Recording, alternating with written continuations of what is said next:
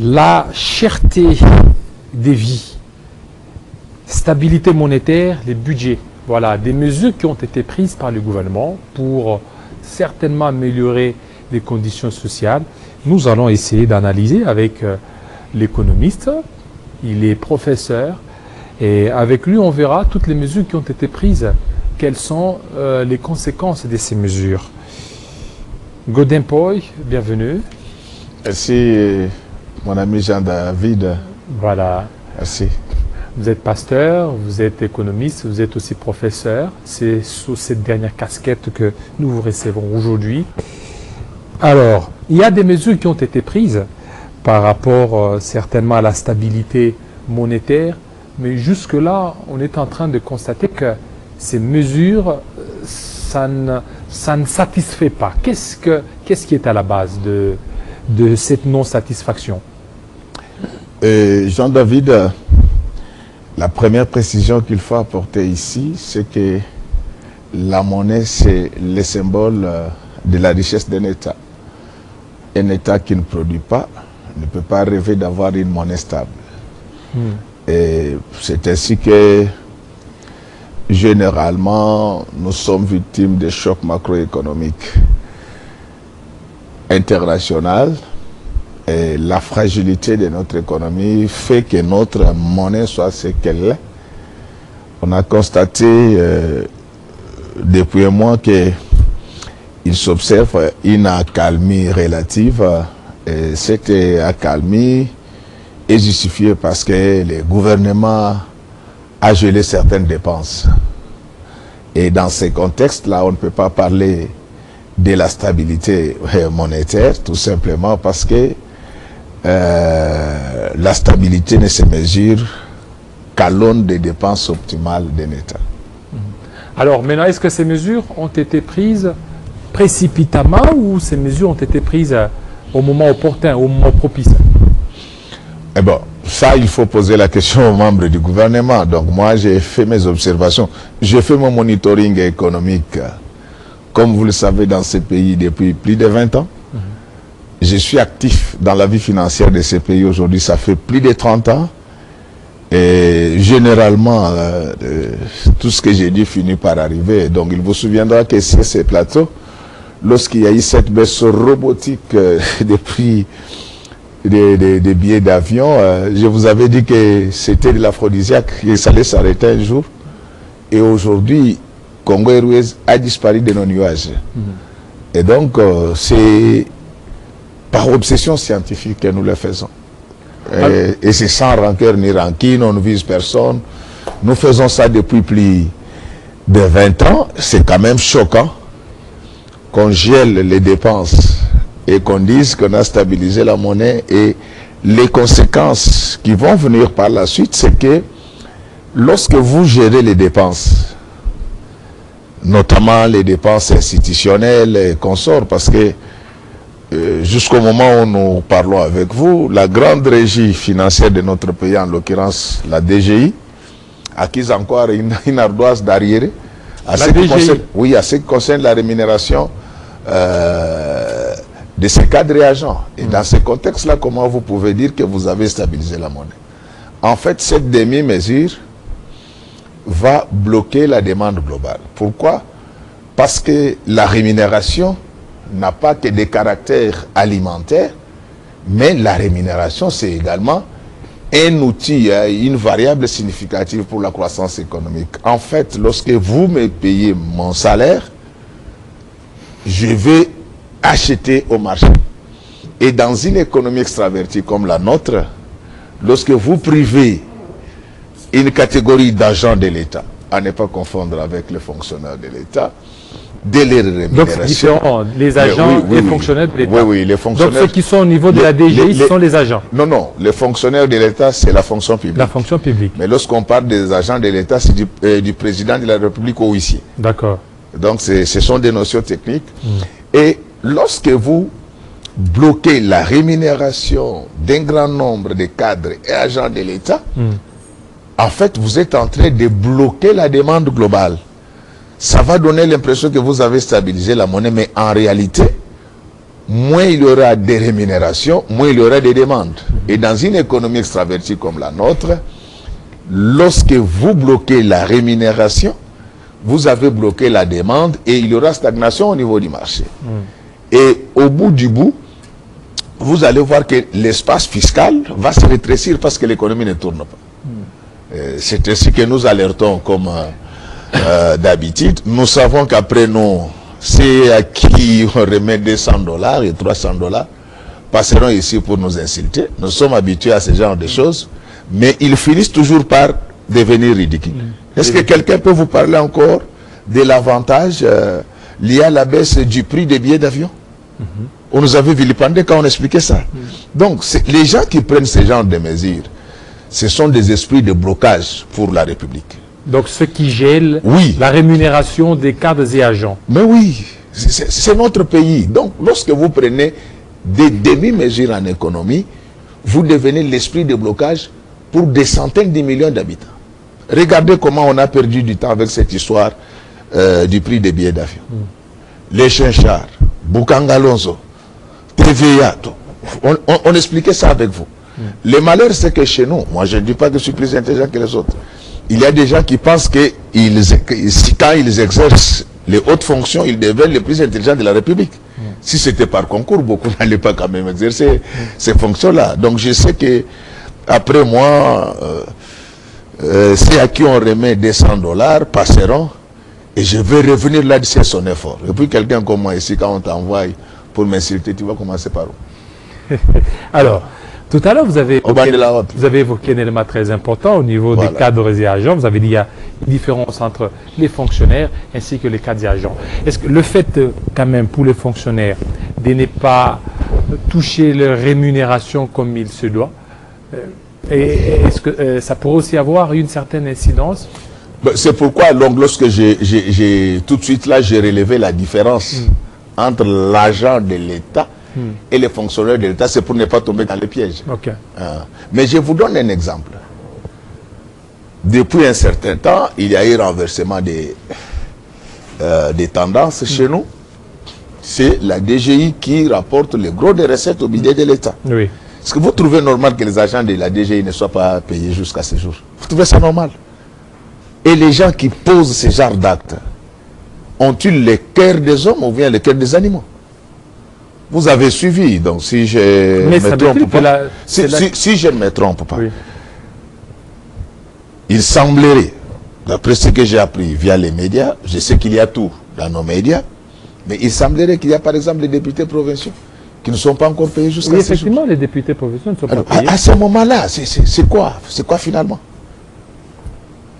Ceux qui posent ces genres d'actes, se posent-ils quand même la question de savoir comment ces gens-là vivent?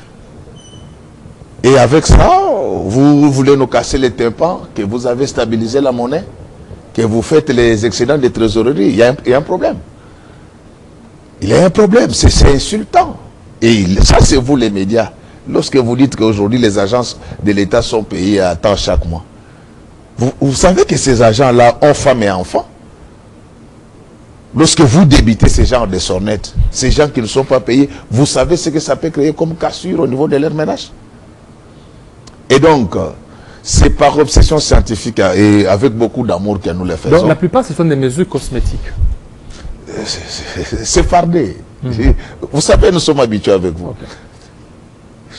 Nous sommes habitués. Moi, j'ai fait le monitoring dans ce pays depuis Mobutu. Évidemment, à l'époque de Mobutu, les médias n'étaient pas ouverts à tout le monde. C'était dans des cadres restreints, dans des auditoires. Nous l'avons fait à l'époque de Mobutu, nous l'avons fait à l'époque des Musées, à l'époque de JKK, et avec l'actuel président, nous le faisons. Quand c'est bon, nous disons que c'est bon. Quand c'est mauvais, nous devons le dire. Et ce qui est bizarre, c'est que ceux qui prennent ces demi-mesures interdisent même aux gens de réfléchir. Monsieur, un peu d'égard. Un peu d'égard. Donc, les conséquences, vous allez voir ce que ça... Lorsqu'il y a rétrécissement de l'espace, du fait de ces mesurettes, ça finira par avoir des répercussions sur les finances publiques et ça posera plus de problèmes que ce qu'on veut résoudre maintenant en cherchant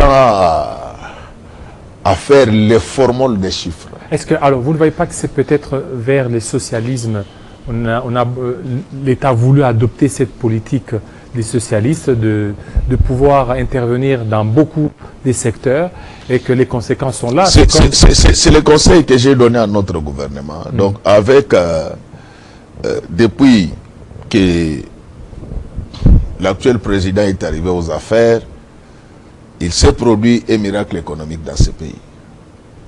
Ça, nous devons le dire, nous devons l'admettre. La RDC, pour la toute première fois, lorsqu'on le disait par le passé, les gens ne comprenaient pas ce que cela voudrait dire. Donc, la République démocratique du Congo, mon pays et le vôtre, a noué son premier programme avec le Fonds monétaire international, nous sommes en 1967. Depuis lors, aucun programme n'a été conclu avec le Fonds monétaire. Ça, c'est pour la toute première fois que la République démocratique du Congo a percé ses précarité préférentielles des États normaux. Donc, vous commencez un programme avec le Fonds monétaire, vous le terminez. Et toujours avec lui, le budget a été triplé. Nous avons même aujourd'hui là, donc mon pays et le vôtre fait partie du top 10 des meilleures économies africaines. Mais quel est le talon d'Achille? On cherche à résoudre beaucoup de problèmes au même moment. C'est comme quelqu'un qui a un verre de sucre, il veut l'utiliser pour un tonneau d'eau. Personne n'en sentira le goût sucré. Nous avons conseillé plusieurs fois que déjà ce qui est fait est déjà assez, mais il faut l'améliorer davantage. Moi, je n'ai pas compris, pendant que la gratuité qui est la réussite phare du mandat du président, on devait encore améliorer ça davantage au lieu de se précipiter au niveau de la santé universelle. Du coup, l'État s'éparpille. Et il y a beaucoup de grèves actuellement. L'État s'éparpille, c'est ça. Donc, en fait, les politiques publiques, je comprends. Donc, on ne peut pas résoudre les problèmes de toute la République en 5 ans, 10 ans. Et je vous l'ai dit que l'Union européenne, dans son format actuel, a été construite pendant 400 ans. 400 ans. La Chine se bat depuis 1950. La Chine n'est pas un État développé. Qu'on ne vous trompe pas. Ce n'est pas un État développé. Qu'on ne vous trompe pas. Je ne vous parle pas que de ce que j'ai lu. Je ne vous parle pas, un pays en développement. Je ne vous parle pas seulement de ce que j'ai lu dans les livres. Donc j'ai fait une partie de mes études en Chine. Et donc, au niveau des Nations Unies, il y a un critérium qui nous permet de classifier les États. Donc, pour être un État revenu intermédiaire, donc votre revenu par habitant doit osciller entre 1050 et 4000 $. Lorsque vous voulez être un État émergent, donc votre revenu par habitant doit osciller entre 4000 et 12 000 $. Donc, le revenu par habitant actuel de la Chine, c'est de 5500 $. 5500 $. Oui, pourquoi? Tout simplement parce que même si la Chine, c'est la deuxième puissance économique du monde, donc avec une quotité dans le PIB mondial de 17%, parce que les États-Unis sont à 26%, mais la croissance économique chinoise est avalée par sa démographie. Et du coup, lorsque vous prenez le PIB annuel, vous les divisez par la population, donc le PIB américain, vous les divisez par environ 350 millions d'habitants. Mais celui de la Chine, il faut le diviser par environ 1,4 milliard. Et du coup, c'est ce qui fait que la Chine n'est pas un État développé. Et la RDC? Non, non, nous sommes encore loin. C'est vrai que nous sommes en train d'avancer, mais nous ne sommes même pas encore dans la catégorie des États revenus intermédiaires. Mais ce qu'il faut noter, c'est que depuis 2019, il y a eu beaucoup de progrès parce que en 2019, nous oscillons entre 500 et 550 $ comme revenu par habitant. L'année passée, nous étions déjà à 690. Cela veut dire que nous sommes en train d'avancer. Donc, il y a eu des performances économiques, mais malheureusement, le gouvernement ne facilite pas la tâche au président. En fait, lorsque vous lisez les droits constitutionnels congolais, ce n'est pas le président de la République qui gère le pays. C'est le gouvernement. Et je vais vous décevoir. Dans notre constitution, le Premier ministre a plus de prérogatives que le chef de l'État. Mais ce Premier ministre qui a plus de prérogatives que le chef de l'État doit être le chef de la majorité, ce qui n'est pas le cas pour le moment. Et donc, il appartient au gouvernement de puiser encore dans ce qu'ils peuvent avoir comme énergie intellectuelle pour nous éviter ces demi-mesures. Au-delà de la stabilité artificielle de la monnaie, vous avez suivi qu'il y a une batterie de mesures qui étaient prises pour lutter contre la cherté des vies, et c'est notamment la défiscalisation d'un certain nombre de biens de grande consommation. D'abord, je voudrais vous dire ceci. Sur le plan finement technique, en politique publique, gouverner, c'est hériter. Et donc, lorsque vous venez, vous exercez le pouvoir de l'État, vous n'avez aucun intérêt à considérer que tout ce qui a été fait avant vous est mauvais. Vous devez essayer de voir qu'est-ce qui a été bon, qu'est-ce qui a été mauvais. Chose qui n'est pas... Et vous allez voir que depuis plus de 20 ans, ces mesures ont toujours été prises, elles échouent. Et je vous explique pourquoi elles échouent. Les opérateurs économiques congolaises n'ont pas vraiment besoin d'avoir beaucoup d'allègements fiscaux parce que déjà, ils fraudent régulièrement. Pourquoi cette fraude, au-delà des barrières anthropologiques que nous connaissons tous, la superficie de la RDC fait que nous avons des frontières poreuses. Lorsque vous êtes juste au niveau du flanc Est, donc vous ne saurez pas déployer les agents des douanes tout au long de nos frontières. Donc vous partez de Zongo à Sakanya, c'est impossible. Sinon les charges douanières vont avaler les recettes douanières. Et donc, déjà, il faut comprendre que les opérateurs économiques n'ont vraiment pas besoin de ces allègements. Parce qu'ils les ont déjà de manière implicite. Première erreur.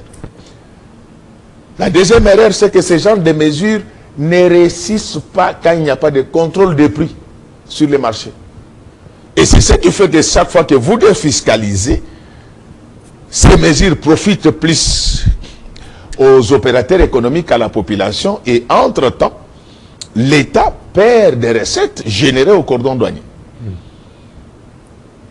Et donc, comme vous le savez, en management public, il y a toujours collision entre le passé et le présent. Parce qu'avant d'entrer dans l'obscurité de l'avenir, il faut se servir de la lumière du passé.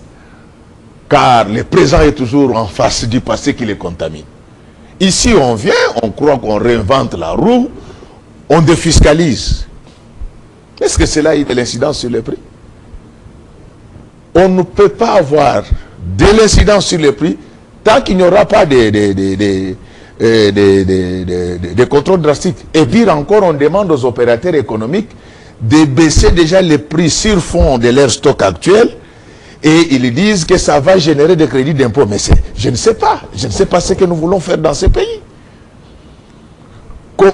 L'opérateur économique, lorsque vous lui demandez de baisser les prix et bénéficier des crédits d'impôt, vous êtes en train d'immobiliser ses capitaux. Ça, c'est déjà le premier obstacle. Le deuxième obstacle, c'est qu'il se pose jusqu'à ce jour un problème lié à la TVA remboursable. Et l'argent des opérateurs économiques que vous bloquez, vous êtes en train de bloquer en fait de nouveaux investissements. Ma foi. Ma foi. Et pire encore, vous allez voir que sur la liste de ces 9 produits, on vous parle notamment du sucre, du ciment, l'huile de palme, du riz. Mais on oublie, lorsque vous défiscalisez les importations, qu'est-ce que vous faites des producteurs locaux? Vous allez créer des distorsions sur les marchés. Et est-ce qu'il faut un dessin pour comprendre ça? Donc des mesures qui ont été prises à la va-vite. Enfin. Donc, même si vous n'avez pas besoin d'avoir un diplôme en économie pour comprendre ça. Donc, les sucres, les riz, les ciments, l'huile de palme sont produits, bien sûr, en quantité inférieure par rapport à la demande globale. Mais lorsque vous défiscalisez à l'entrée, vous êtes en train de démolir l'industrie locale. Or, l'industrie locale traîne avec elle les nouveaux emplois. Les nouveaux emplois traînent avec eux les nouvelles redistributions des salaires. Les nouvelles redistributions des salaires traînent avec elles le pouvoir d'achat. Le pouvoir d'achat traîne avec lui l'augmentation de la demande globale. Et ma foi, lorsque vous prenez des mesures économiques, il faut faire des réflexions à la fois longitudinales et polygonales. Et donc, ça, ce sont des problèmes qu'il faut résoudre. Et tout le monde, toute personne sérieuse, sait que je ne fais que ça depuis plus de 20 ans. Donc, ce n'est pas aujourd'hui que je vais changer. Je te dis même plus de 30 ans. Je ne dis pas que je suis plus intelligent que les autres, mais la certitude, c'est que j'ai beaucoup d'informations économiques, aussi bien sur le plan national que sur le plan international. Et lorsque je viens, ce n'est pas de manière ostentatoire, c'est ma façon de contribuer à l'évolution de notre pays. La République démocratique du Congo n'est pas l'épargne d'une certaine mère léguée à un groupe d'enfants. Alors, puisque on vient de toucher les mesures sur la cherté des vies, il y a les budgets qui ont été déposés à l'Assemblée nationale. Les budgets qui se chiffrent à plus de 16 milliards. 18 milliards. Voilà, excusez, voilà, 18 milliards. Mais nous savons tous bien que c'est un budget, 80%, c'est un budget purement rémunératoire. Non, mais ne suivez pas ces gens qui racontent. Alors, non, non.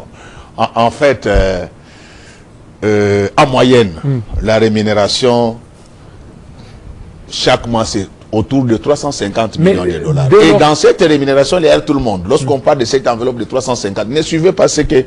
Parce qu'aujourd'hui, il y a beaucoup de prédicateurs qui veulent parler de l'économie. C'est de leur droit, mais ils doivent se renseigner davantage. Donc, c'est pas rémunératoire. Les dépenses de personnel, c'est autour de 25%. Donc, ce n'est pas ce qu'on raconte. Les dépenses... Ne suivez pas... Lorsque vous regardez les institutions, la présidence, le gouvernement... Ne suivez pas ces boniments. Ne suivez pas ces boniments.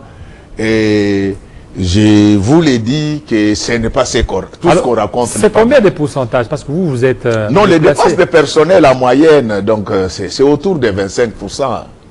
Et le problème, c'est que les gens, lorsqu'on calcule les taux d'exécution chez nous, on les fait de manière nominale. Donc, les cadrages macroéconomiques oriente la politique budgétaire des États.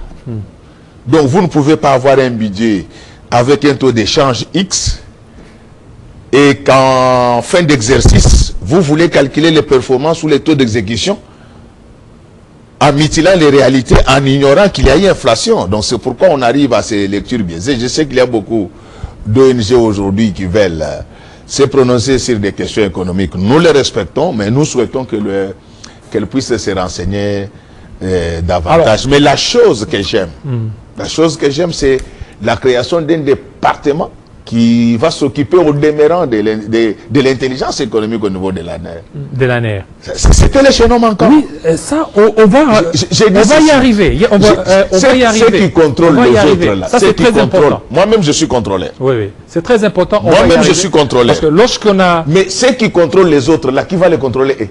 Voilà, parce que... enfin, on y arrive. Quand on a annoncé qu'on va vous recevoir, oui. Il y a des gens qui nous ont fait le message. Oui. Il y a ceux-là qui ont dit, posez la question au docteur professeur par rapport au budget des 18 milliards. Qu'est-ce qui fait que nous avons un budget des 18 milliards? Il y a les grèves qui continuent. Qu'est-ce qui fait que nous avons un budget de 18 milliards comparativement à d'autres budgets qui était à 4 milliards. Qui était à 4 milliards. Oui, ça, il y a des explications. Voilà, il y a des explications objectives. En sociologie, pour comparer des situations, il faut qu'il y ait une certaine analogie entre elles. Et cette analogie peut être soit des contextes, soit des circonstances. Donc, les contextes de 2010 n'est pas le contexte de 2019. Comment ça? Ça, c'est canonique, c'est technique. Donc, en 2019, il n'y avait pas de crise énergétique, ni de perturbations climatiques. Il n'y avait pas de crise sanitaire. Il n'y avait pas de crise géopolitique. Donc, les gens qui font ce genre de... Je comprends. Et vous allez voir la plupart des gens qui font ce genre de comparaisons, généralement, ce sont des gens qui sont devenus docteurs après avoir exercé de grandes fonctions politiques. Et là, ce sont des dons, des cadeaux qu'on reçoit. On n'a pas eu le temps d'étudier. Vous comprenez? Ou généralement, c'est le cas de nos amis. Actuellement, tout le monde est devenu docteur. C'est pourquoi il faut m'appeler pasteur. Il ne faut pas m'appeler professeur. On m'appelle professeur en Europe. Ici, il faut m'appeler pasteur. Parce que si tout le monde est devenu pasteur, même les anciens batteurs de tam-tam de Kibindankoy, aujourd'hui, ils sont devenus professeurs d'université. Et à cette allure, la République démocratique du Congo sera le premier producteur de professeurs ignares. Et donc, moi je ne dis pas que je suis plus intelligent que les autres. Il faut éviter des comparaisons bâtards. Donc le contexte de 2010 n'est pas celui de 2019. Vous comprenez? L'environnement international n'est pas le même. Et mais ici, les FMI félicitent. Mais c'est ce que j'ai dit. Donc en fait, l'erreur du gouvernement, c'est d'avoir embrassé beaucoup de choses. N'est-ce pas? Vous avez la gratuité. Chaque année, c'est 1,5 milliard. Ce sont des dépenses qui n'existaient pas par le passé. Et généralement, les gens pensent que rien n'a été fait. Mais je voudrais vous dire que chacun de nous a profité dans une certaine mesure de cette gratuité. Donc cette maman qui dépensait 200 $ pour scolariser ses enfants chaque année, elle peut aujourd'hui convertir ça en capital pour faire un commerce de braise. Ça, il faut le reconnaître. Mais le gouvernement a cherché à résoudre plusieurs problèmes au même moment. Nous comprenons les soucis du premier d'entre nous. Mais le développement est par essence chronophage. Il s'inscrit dans le temps. Donc si vous faites l'économie en tenant compte de la pression de la population, soit les Grecs vont craquer, soit le pouvoir va craquer. Et donc ce qu'on fait dire ici, c'est que les performances sont réelles. Mais oui, mais le gouvernement a cherché à résoudre plusieurs problèmes au même moment depuis 2019. Mais c'est pour cela que les gens ont l'impression que rien n'a été fait. Donc, sachez que, tenez, qu'il y a au moins 1,5 milliard de dollars qui sont consommés chaque année du fait de la gratuité. Et cette gratuité, je comprends, les gens ne peuvent pas le dire, l'abondance étant toujours avare, chaque ménage a profité de la gratuité. Comme si cela ne suffisait pas, dans ce souci de tout faire maintenant et tout de suite, il y a eu le PDL 145, c'est 1,6 milliard. N'oubliez pas que le PDL, parce que beaucoup de gens ne le savent pas, le PDL est contenu dans le PNSD qui était conçu dans ce pays depuis 2015. PNSD. Et si ce PNSD a été recalé à son temps, c'est parce que les dirigeants de l'époque n'avaient pas intégré la dimension provinciale. Donc, c'est à l'actif de l'actuel président qui a pensé qu'il fallait intégrer cette dimension provinciale. Mais le problème, c'est lequel? Lorsque le président fait décaisser l'argent, ses enfants de voler au lieu d'aller construire les écoles et les hôpitaux, ils détournent, ils volent. Nous vivons avec vous ici à Kinshasa. Le président de la République ordonne le paiement de beaucoup de millions pour la construction de nos routes. Mais ces routes se détruisent tous les 6 mois. Il n'y a personne pour poser ne fût-ce que la question à ces gens. Pourquoi les routes qui ont été faites par Mobutu, notamment la route de Maluku, existent encore, mais celles qu'on construit tous les 6 mois, ces routes se cassent. Quel est le mode opératoire? Aujourd'hui, quelques conseillers, quelques fonctionnaires, quelques ministres sont devenus actionnaires dans des sociétés de construction. Lorsque le gouvernement sort 1 million, en réalité, les sociétés de construction ne reçoivent que 400 ou 500 000. C'est pour cela que moi j'appuie la création du département lié à l'intelligence économique. Vous savez les malheurs que nous avons dans notre pays. Nous voulons Ce n'est pas encore trop de structures. Nous voulons faire du mimétisme tragique. Vous comprenez? Il faut qu'il y ait des gens pour inquiéter ces abîmés, ces enfants de voleurs. Donc si les jours où on va récupérer l'argent, et c'est faisable. C'est faisable. Apparemment, on n'en veut pas. Moi, je soutiens. Autant je soutiens la création du département chargé de l'intelligence économique. Et je vais vous expliquer comment ça fonctionne. Voilà. J'ai appris... Allons-y, parce que là... Je voulais vous dire ceci. Tous les droits économico-financiers du monde n'est pas écrit par les États d'Afrique. C'est écrit par qui? Aujourd'hui, tout ce qui est commerce international est rédigé par l'Organisation mondiale du commerce et l'Organisation mondiale des douanes. Tout ce qui est fiscalité, politique économique, c'est rédigé par l'OCDE. C'est ainsi que lorsqu'on amène ces textes chez nous, quelques fonctionnaires ne comprennent pas comment ça se gère. Je vous l'ai dit, nous sommes les seuls pays où aujourd'hui vous retrouvez des grands fonctionnaires qui n'ont que leur licence. Je suis désolé de le dire. Il y a des gens, depuis qu'ils ont fini l'université, depuis 1960, ils n'ont plus suivi une autre formation sérieuse. Et dans leur tête, ils pensent que les textes que nous appliquons viennent de chez nous. Non.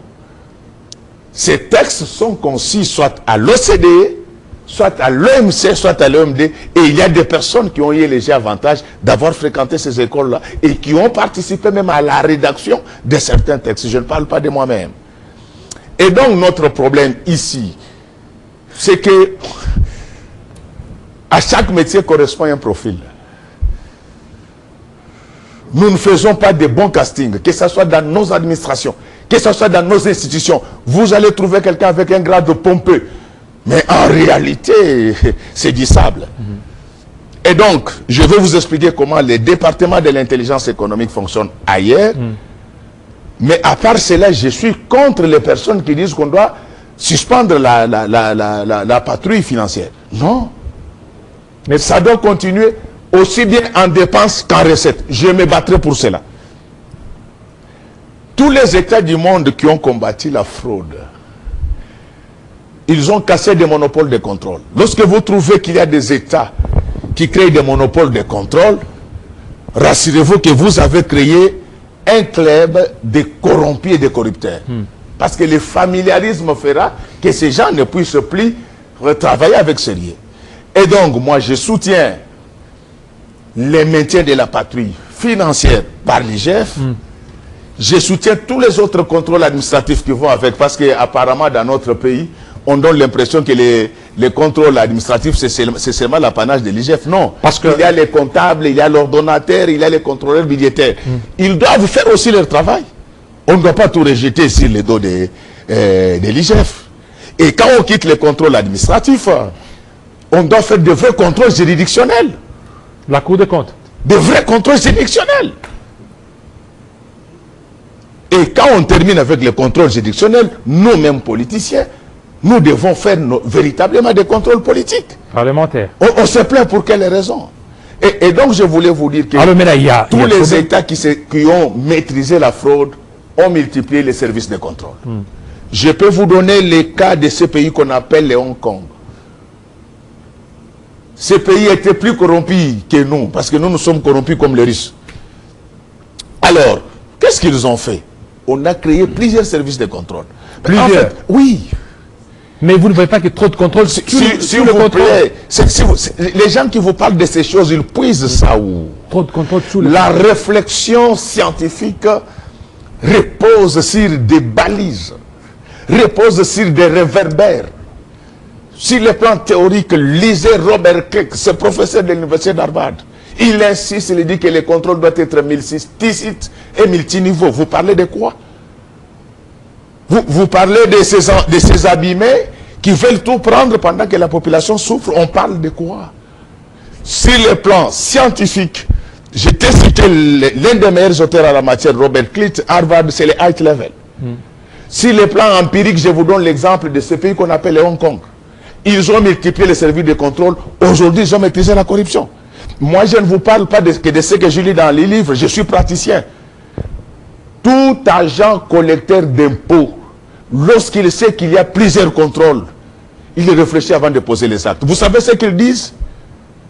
Ils le disent en lingala, na lingitena sur la convocation partout. C'est ce qu'il faut faire. À part l'ANR, il faut réhabiliter les casiers judiciaires. Les contrôles de gestion, c'est comme le contrôle des pièces d'identité. Celui qui a sa pièce d'identité, il la reproduit à chaque réquisition. À chaque réquisition, on parle de quoi à ce moment-là? Ce qui est normal, c'est que ceux qui doivent contrôler doivent être suffisamment formés. Donc notre problème, c'est qu'aujourd'hui, il y a des gens qui exercent des fonctions pour lesquelles ils n'ont pas beaucoup d'aptitude. Je préfère le dire brutalement. Alors, comme maintenant... En disant cela, je n'ai pas dit que moi je suis plus intelligent que les autres. On multiplie plusieurs services de contrôle, mais la corruption continue. Non. Tout à l'heure, vous avez félicité la création de l'intelligence économique. J'appuie. Oui, mais... Donc, je demande même à l'AG de l'ANER s'il va nous suivre. Mais c'est l'AG. Il faut contrôler les transactions foncières et financières de toutes les autorités politiques, administratives et mandataires publics. C'est comme ça qu'on sauve l'État. Ce n'est pas avec les budgets de 18 milliards de dollars que nous allons changer ce pays. C'est anormal. Tous ceux qui construisent des immeubles ici, ils payent leurs impôts chez qui? Vous pensez que le pays, ça doit rester comme ça? Vous savez qu'il y a des gens qui meurent faute de Nivaquine. Je vais vous parler d'une histoire parce que moi, j'ai fait le tour de la RDC. Dans un village, un enfant est mort par manque d'aspirine. Cet enfant faisait de fortes fièvres. Pour calmer les fièvres, sa mère trempait le morceau de son pain dans l'eau. On couvrait l'enfant et 5 minutes après, ces morceaux de pain séchés. À la 10e fois, l'enfant rendit l'âme parce qu'il n'avait plus de sang. À cause de ces enfants de voleurs, et nous devons avoir peur d'eux. Pour quelle raison? Nous habitons chez eux. En fait, l'heure est arrivée. Pour que nous puissions revoir nos castings. Tant qu'il y aura ces copinages d'État, il n'y aura pas de miracle en RDC. Je préfère vous le dire. Le pouvoir d'État, ce n'est pas tout le monde qui l'exerce dans un pays. Allez même dans nos villages. Ne deviens pas chef coutumier qui veut. Il y a une lignée. Vous lisez la Bible. Lorsqu'on a déporté les Juifs en Mésopotamie, quelle a été la réaction de Nabuchodonosor? Il a envoyé son eunuque, il a dit que regardez parmi les Juifs, recherche-moi les enfants de la race royale. Nous sommes le seul pays où un voleur est membre du gouvernement. Un voleur, des voleurs dirigent des institutions de contrôle. Ce sont des choses qui n'arrivent pas ailleurs. Je vous l'ai dit. À l'époque du maréchal Mobutu, il y a une école sur l'avenue au commandement, là, on appelle ça l'école nationale des finances. Lorsqu'on vous trappait en train de tricher, on vous révoquait. Parce qu'on considérait que celui qui a volé un œuf finira par voler un bœuf. Donc les tricheurs, ils voleront l'argent. Mais c'est quel pays? Regardez dans quelles conditions les élections sénatoriales se sont passées. Ça ne dérange personne. Et vous vous attendez à quoi? Il n'y a pas que les élections sénatoriales. Heureusement qu'au niveau des législatives, là, bravo, coup de chapeau à la CENI, il y a des gens qui ont été invalidés. Donc nous parlons de la RDC, nous ne parlons pas de Transco. Je sais qu'on va vous donner, pas vous, on va donner à quelques abîmés 100, 200 $ pour venir m'insulter, mais vous me connaissez. Donc vous me connaissez, je vais revenir. Et puis quelqu'un comme moi ici, au Bandela Wapiaya. Alors maintenant, l'intelligence économique. Ce service-là va sauver la RDC. En quoi? D'abord au niveau des vraies politiques économiques. Vous vous rendez compte que dans ce pays, on change des mesures fiscales à l'occasion de chaque loi de finances qu'on appelle les budgets. C'est fou. Lorsque vous lisez les conditionnalités du doing business tel que conçu par la Banque mondiale, il y a la stabilité juridique. Dans un pays où on change les lois fiscales chaque année, il y a l'instabilité fiscale. L'instabilité fiscale détruit la croissance économique, ma foi. Ma foi. Rien que ça. Donc, les services là, j'espère que nous avons le même entendement que les grands responsables de l'ANER. Les services là ne doivent pas employer des diplômés en économie. Ces services-là doivent employer les économistes les plus capés de la RDC. Je n'en suis pas candidat, moi. Donc, ce sont des gens qui vous font de vraies analyses économiques, des politiques économiques. Et ces gens-là, ils doivent chercher à nous contrôler, nous qui contrôlons les autres. Moi-même, je suis contrôleur politique. Tous ces gens qui achètent des maisons, où est-ce qu'ils ont eu l'argent? Je ne parle pas seulement des Mentra. Je voulais encore apporter quelque chose. J'ai entendu quelqu'un qui dit que pour le moment, on ne vole que des millions. Mais ça n'a pas commencé que maintenant. Vous savez pourquoi le Fonds monétaire international avait quitté la RDC en 2013? C'est parce qu'il y avait tripatriage des titres de la GECAMINE dans Mutanda Mining. Là, on a volé des milliards. Parce que apparemment, nous avons la mémoire courte.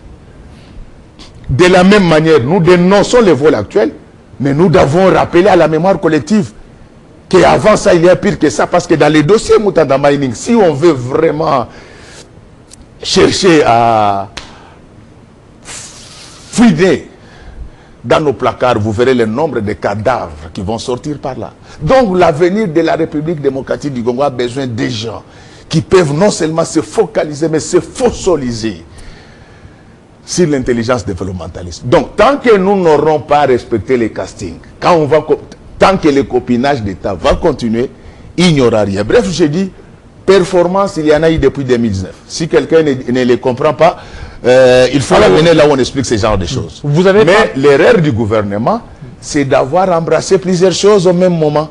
Et n'oublions pas que pendant ces 3 dernières années, il y a eu quand même des tensions à ce qui concerne les dépenses sécuritaires. Mais ce n'est pas encore très tard. Nous pouvons encore nous ressaisir. Alors, sur notre soif, par rapport à l'intelligence économique, vous avez parlé de la vraie politique économique. Mais oui. Vous savez pourquoi aux États-Unis ça marche? Vous savez pourquoi en France ça marche? La politique économique américaine n'est pas conçue par le gouvernement américain. Renseignez-vous. Donc, ce qui a été mis... Renseignez-vous. Donc, ce qui a été mis... Renseignez-vous. Ce qui a été fait pour le moment avec différents services de contrôle, donc ça n'a pas abouti. Non. Pour qu'aujourd'hui, qu'on puisse avoir la création de l'intelligence. Je vous dis ceci. En science, tout ce qui n'est pas mesurable n'existe pas. Lorsque vous lisez toutes les redditions des comptes, depuis 5 ans, les recettes issues des contentieux fiscal, parafiscal, douanier ne dépasse guère 6% de notre budget. C'est-à-dire que nous, les contrôleurs, nous devons nous poser des problèmes, des questions. Mais je ne voudrais pas qu'on pose des questions qu'à un seul contrôleur. C'est-à-dire nous devons nous poser des questions sur l'efficacité de nos contrôles administratifs, juridictionnels et politiques. Quel est ce pays où les services de l'État font plus de publicité que Vodacom? C'est normal. C'est normal. L'efficacité d'un service public ne se mesure pas dans des médias. C'est la population qui constate. On appelle ça service public. Nous sommes des serviteurs. Mais suivez, vous êtes dans les médias. Il y a des moins de pubs pour les sociétés commerciales qui en fait devaient communiquer davantage. Et aujourd'hui, moi je vous donne, ça c'est canonique, c'est technique. Les recettes liées au contentieux financier en RDC ne dépasse guère 6% de nos recettes. Il y a un problème. Et il y a l'arrogance pour rien. Les gens sont devenus arrogants pour rien pendant qu'il y a des choses qu'ils ne comprennent pas. Moi, j'insiste, je n'ai pas dit que je suis plus intelligent que les autres. Mais le peu que j'ai, je dois mettre ça à la disposition de ma communauté. Voilà. Émile Bongeli disait que l'émergence passe par l'intelligence. Tant qu'on va continuer avec les sentiments, il n'y aura pas de miracle. Voilà, il n'y aura pas de miracle. Et les bidets, d'ailleurs, c'est ce que je voulais dire. Oui. Les bidets, c'est à titre indicatif. Les bidets à des montants planchers, c'est-à-dire c'est le minimum. En principe, on doit aller au-delà. Et si nous y mettons beaucoup d'intelligence et beaucoup de patriotisme, nous allons aller très loin. Et tenez, mon ami, il y a eu réforme des entreprises publiques dans ce pays. Nous sommes le 7 juillet 2008. Avant cette réforme, l'apport de ces entreprises du portefeuille au bidet de l'État était autour de 8%. Après réforme, nous sommes en deçà de 5%. Est-ce que nous sommes-nous encore normaux? Ce n'est pas un fait divers. C'est un fait social. Nous devons nous interroger. Chacun de nous doit travailler pour l'avancement de notre pays. Lorsque vous, des médias, c'est vous qui faites la vocature de ceux qui volent. Et ces gens qui volent, pour la plupart, vous êtes plus intelligents qu'eux. Est-ce que vous aimez votre pays? Donc, lorsqu'on parle de l'avancement d'un État, il faut savoir que c'est un jeu collectif. Voilà. Ah, voilà. Merci beaucoup. Donc, ça c'était la charrette de la communication, mais je vous aime beaucoup. Il faut vous convertir et cesser de voler. Voilà. Le Seigneur revient bientôt. On s'en va bien habillé, hein? On a terminé. Ça c'est de la provocation. On voit les chaussures. Ça c'est de la provocation. Les chaussures, vestes, tout ça. C'est de la provocation. Il aurait fallu que vous montrez bien de chaussures. Hein? Ah là. Voilà. Ça n'est fini, fidèles téléspectateurs. Un peu la bonne humeur. Restez branchés sur Télé 50. Tout à l'heure, c'est la grande édition de Jennifer Kayembe. Il sera 20h dans l'Est de la RDC. Le deuxième invité, c'était prévu, mais faute, il n'a pas été là avec les embouteillages à Kinshasa. Restez branchés sur Télé 50. À très bientôt, fidèles téléspectateurs.